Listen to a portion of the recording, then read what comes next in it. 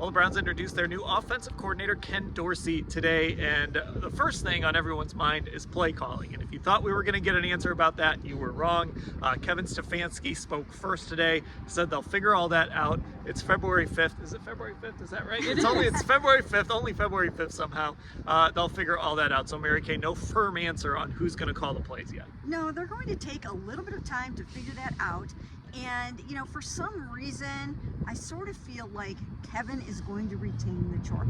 I do not know for sure if that's going to happen, but just the way that Ken answered today, talking about how he can still be so impactful in the game plans during the week and making sure that they're all setting it up right, led me to think that perhaps Kevin will still do it. I have no problem with that. I actually think that, as we've talked about many times before, I think he does deserve a chance to call the plays when he has his first full season with Deshaun Watson. So I'm anxious to see how it goes. Yeah, and Ashley, you've got to think, like, if they just aren't coming out and saying Ken is calling the plays, it's certainly, because you're leaving that door open, it feels like it just might happen that way.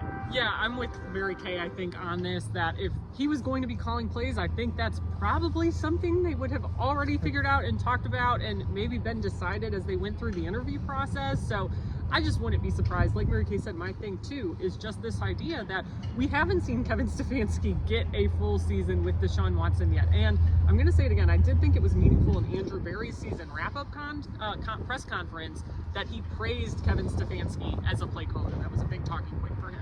Well, the big name, of course, Deshaun Watson. We've mentioned it a couple times. Ken Dorsey mentioned it a bunch of times. He threw around the word elite, Mary Kay, that he believes that Deshaun Watson is an elite quarterback, and one of his charges is to bring that out of him. Yes, absolutely. He understands the assignment. He knows that that is what he has to do.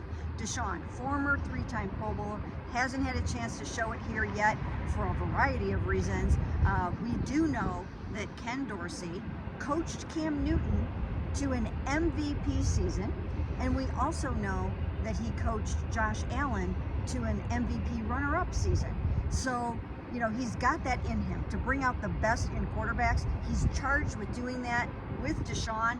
Let's see what he's got. Yeah, and actually he pointed out there, you know, there's every quarterback's different, right? Everybody said that Josh Allen was similar to Cam Newton, and they see similarities with Deshaun Watson. He kind of pointed out that every quarterback's different, but just that experience alone at least gives you the feeling that if anybody can pull this out of him and teach Deshaun how to protect himself and still be effective in the run game, it could be Dorsey. Yeah, and I do feel like, even though of course they are different, I think big picture, those guys do have, you know, quite a few similarities in their style of play. And of course, like you just said, the need to protect themselves when they're going out there and playing as aggressive as they want to play. So I definitely think that it's something that he was in Carolina, he was in Buffalo when Cam Newton and Josh Allen made their big individual jumps in their careers. Okay, turnovers. They were huge last year. Ashley, you brought that up with Ken Dorsey and Mary Kay. He said they've already had an all-staff meeting with the offense, and turnovers was a big point of emphasis. Yeah, you know, you just have to say, stop throwing interceptions, I think.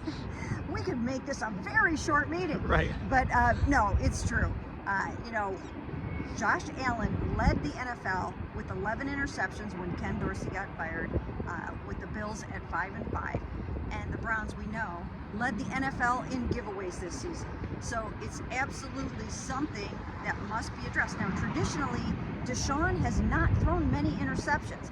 And when you look at most of the interceptions that were thrown by the Browns this year, it came from those backup quarterbacks. So I don't know if it's going to be as much of an issue with Deshaun back, but certainly a point of emphasis. Yeah, it feels like, I mean, in Mary Kay's right, Ashley. Could have been an email, could have been a text. Instead, it was a meeting. Hey, your first meeting, I guess. But turnovers obviously were something that killed the Browns. And, you know, look, in that Houston game, there were other issues, but ultimately it was 2 pick sixes that kind of sealed that game. Yeah, the ultimate, I guess, meeting that could have been an email there in this instance. But yeah, it is interesting because there were some extenuating circumstances with this offense this past year, and the number of quarterbacks they had to play, and the, you know, confusion and the turnovers that caused, you know, sort of ripple effect. But it is just really interesting because Andrew Berry was talking about the need for ball security and to stop turning the ball over at his bye-week press conference after week 4 this year, and it seemed like they just never really got a handle on it. So I'm sure if they have Deshaun for a whole season, it'll help, but it's definitely something you do have to send some emails about during the offseason. All right, Browns OC in place. It is Ken Dorsey. We got to meet him today, and we'll have full coverage of that press conference and more at cleveland.com/Browns.